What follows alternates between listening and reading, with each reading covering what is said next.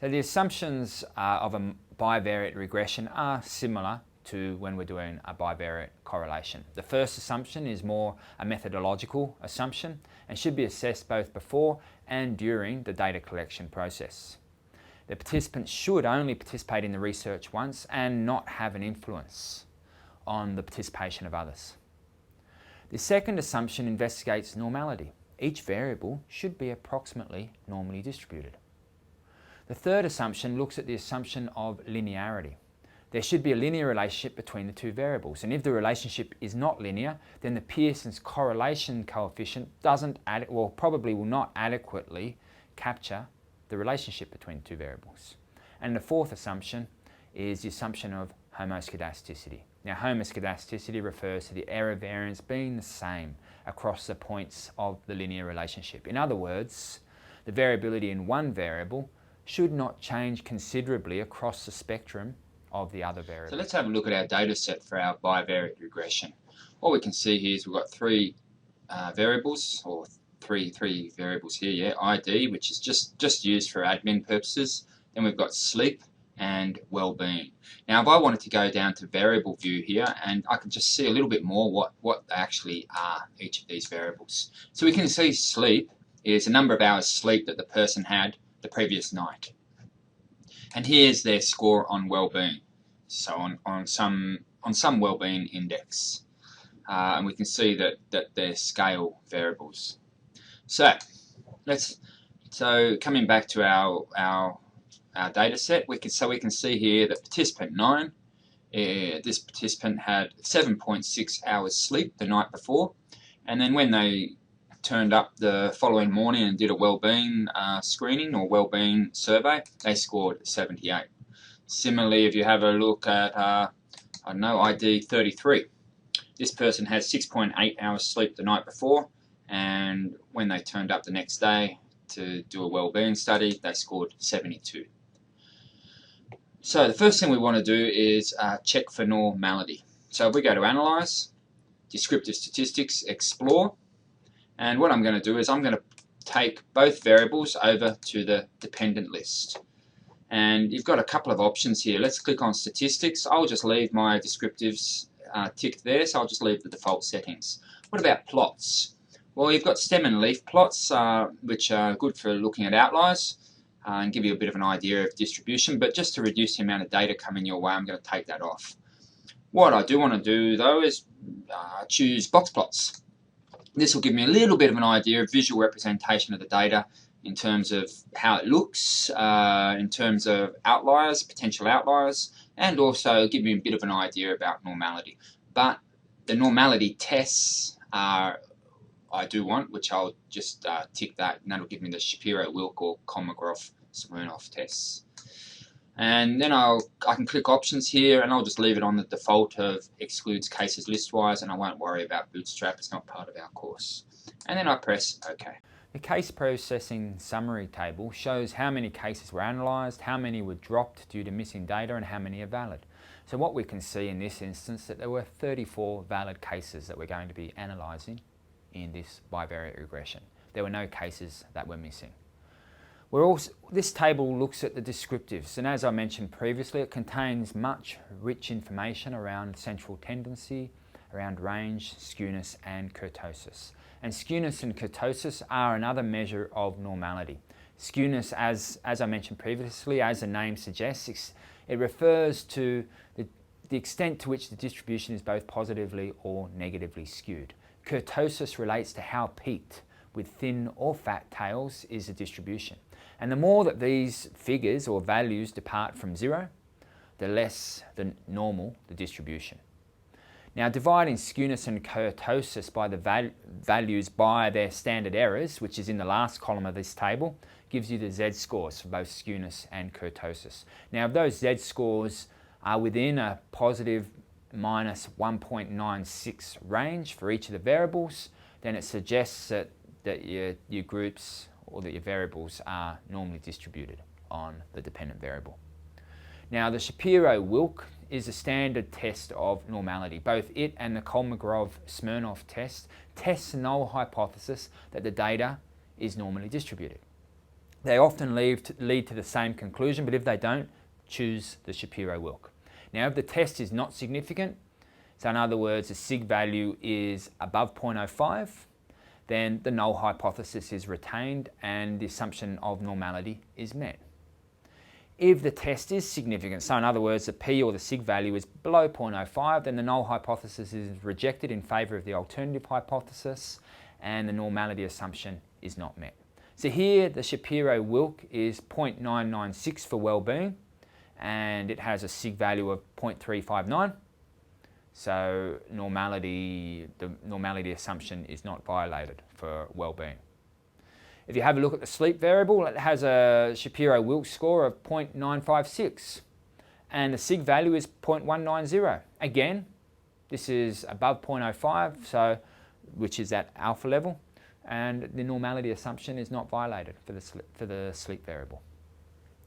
Now, histograms, stem and leaf plots, box plots, they can also give you a good idea visually of what's going on.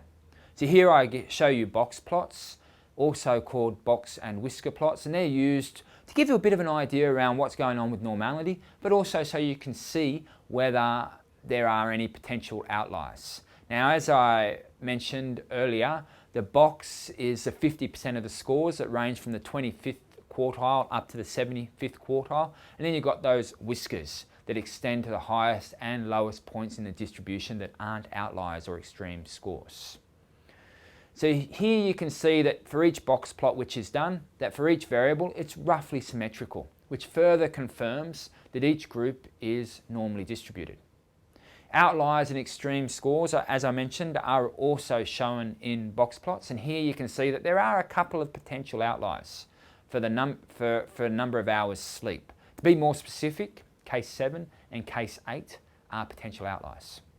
Now, if I wanted to confirm any suspected outliers, then what I would do is obtain a Z-score on each participant, and any participant with a score of above 3.29, Z-score of 3.29, so that's 3.29 standard deviations away from the mean, is an outlier.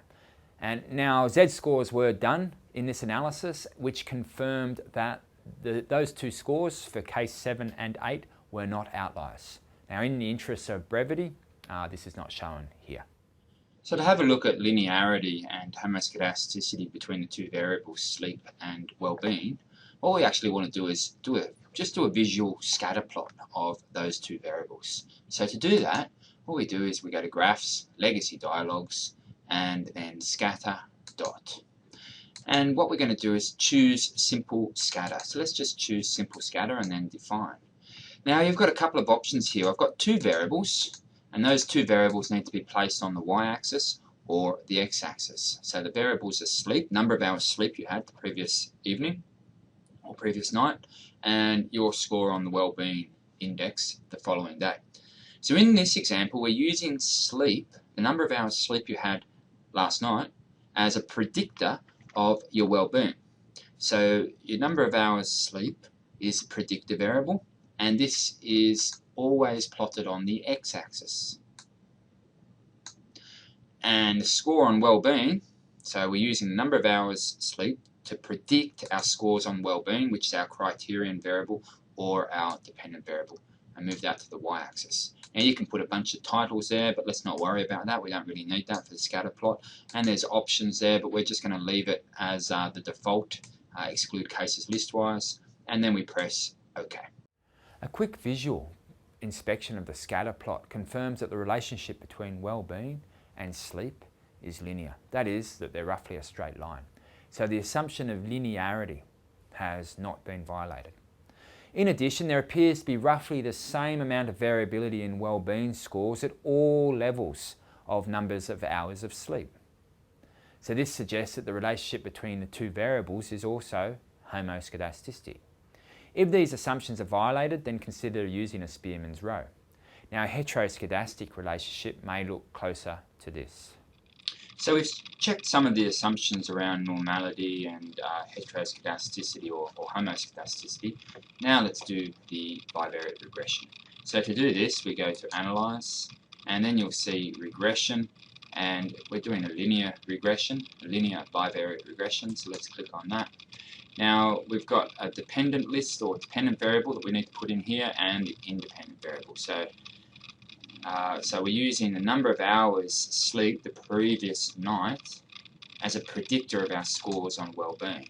So the number of hours sleep the previous night is our predictor, or otherwise independent variable, and score on well-being is our dependent variable.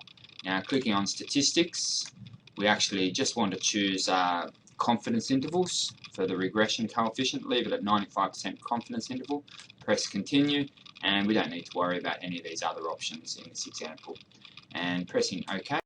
For these data, big R is 0.794, and because there's only one predictor, the value represents the simple correlation between sleep and well-being, and you can confirm this by running a correlation if you like. The R squared indicates a proportion of variance in one variable that's predicted by the other and vice versa. So if you look at the data for well-being, you can see that there's variability. Not everybody has the same well-being. Now it's also the same with the number of hours slept last night. Some people slept 4 hours, other people slept 9 hours. So there's variability in both well-being scores and sleep scores. Now if you imagine that the total variability in each of the variables was each of these circles, the shaded overlapping portion represents the shared variance. The variance of well-being that can be accounted for by the number of hours slept and vice versa. So the variance in well-being that can be accounted for by the variance in the number of hours slept and vice versa. So for example, with an R score of 0.794, this can be squared and it can get an R squared score of 0.63. This indicates that 63% of the variance in one variable can be explained by the variance in the other, and vice versa. So there might be many other factors that can explain this variation, but in our model, which includes only number of hours of sleep, that explains 63% of the variance in well-being. So in other words, 37% of the variance in well-being is unexplained. Therefore, there must be other variables that can have an influence. The estimate of R squared in the population, so this is the R squared adjusted, is the R squared is biased, and it's biased upward, particularly for small samples. Therefore, the adjusted R squared, it's sometimes used. The standard error in the estimate is the average number or the average amount of error in the predicted Y scores, so in the predicted well-being scores. And the higher the correlation, the smaller the standard error. So when normally distributed, 68% of the scores on Y, which is well-being, will be within the standard error of positive or minus 2.4.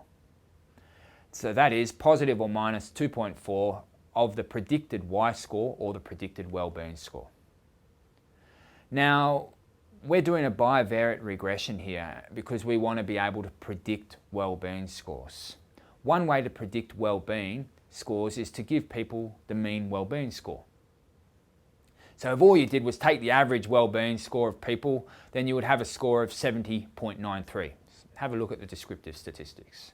So when you're asked, what do you think this person's well-being is? You could respond, well, on average, everybody's well-being 70.93, so I think this person will have a well-being score of 70.93.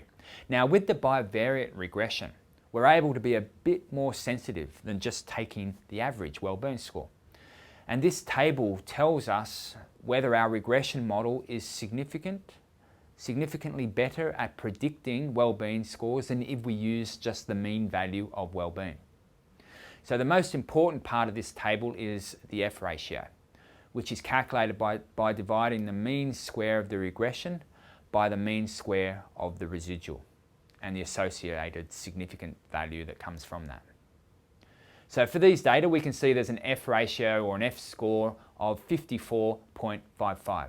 Now, since the sig value is less than 0.05, and in this case it's actually less than 0.001, therefore we can conclude that our regression model results in significantly better prediction in well-being scores than if we just use the mean value of well-being scores as our prediction.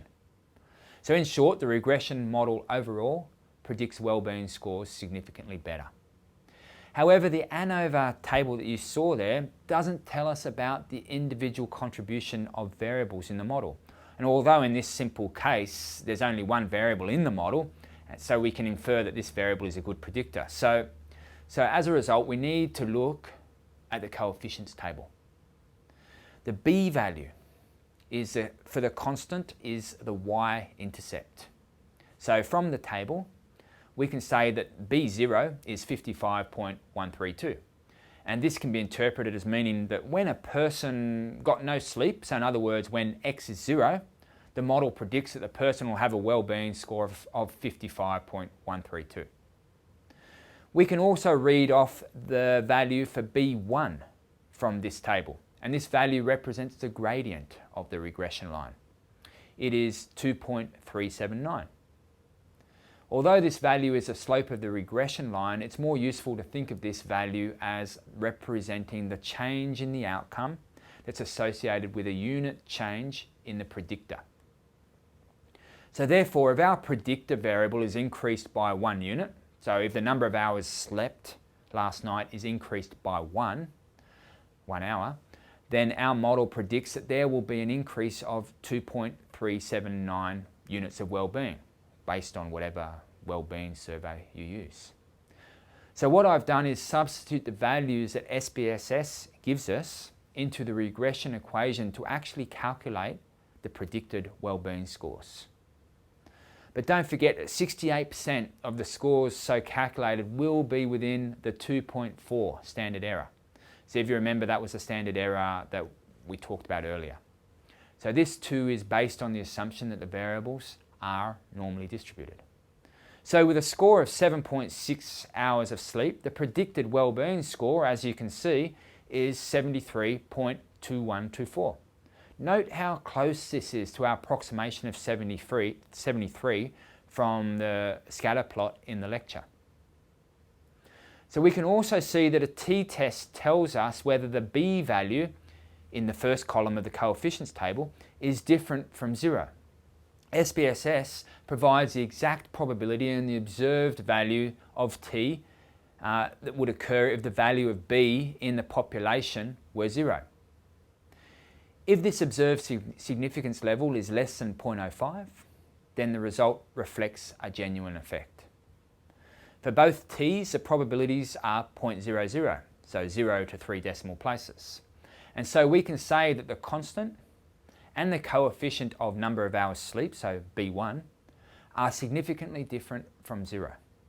In other words, the number of hours sleep is a significant predictor of well-being scores. Please see your text for how to write up your results in the APA format for a bivariate regression.